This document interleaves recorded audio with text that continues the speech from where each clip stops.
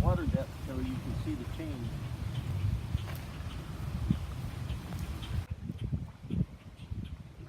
Hey, good afternoon, folks. Boat Builder Bob here again for another segment. I'm standing literally right on the shore of Crooked Lake. This is a beautiful lake, part of the inland waterway here, just north of Petoskey in northern Michigan.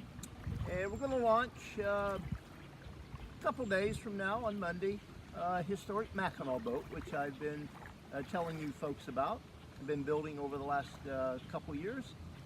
And what I wanted to talk about today in this segment is our next project. And the reason I want to talk about it, even before this one's launched, I built several years ago a 16-foot Mackinac boat. Just turned out phenomenal.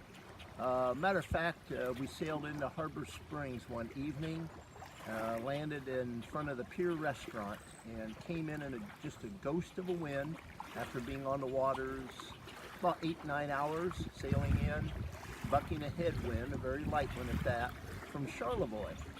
And we became that evening's entertainment for the entire harbor.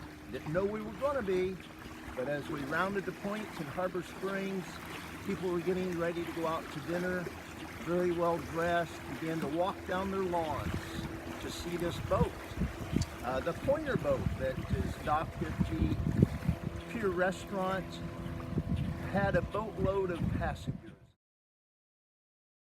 out. So the captain brought them right alongside and they were clicking away.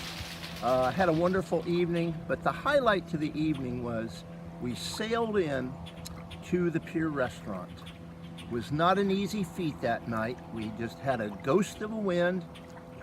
There was about a 200-foot yacht off to my left, port side, and the public marina was off to the right, packed with boats sticking out of their slips, barely enough room to sail in, and if anything went wrong, it spelled disaster. Fortunately, we were able to be carried in with a very, very light breeze. The Pointer boat was out into the water, so we had the open slip there at the dock in front of the restaurant.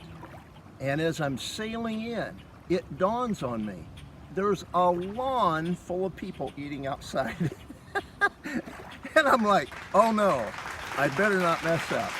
Well, fortunately, I was well guided that night. I cannot take all the credit.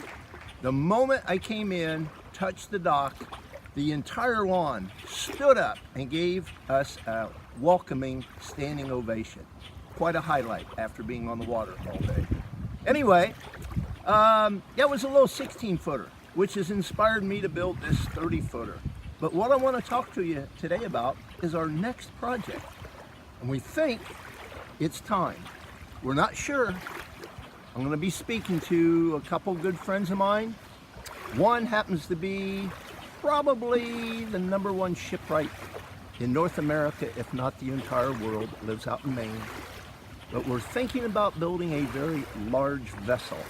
We're not sure yet, but what I want to do is begin to tell you a little bit about what that will entail, the time span it will take, the materials it will take, the manpower, woman power that it will take to pull this off, and what the purpose, the mission will be for this vessel.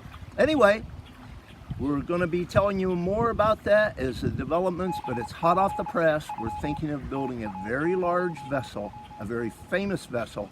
As a matter of fact, it was the fastest schooner ever to sail the Great Lakes, these inland seas. For now, Boat Builder Bob, thanks for tuning in. See you soon.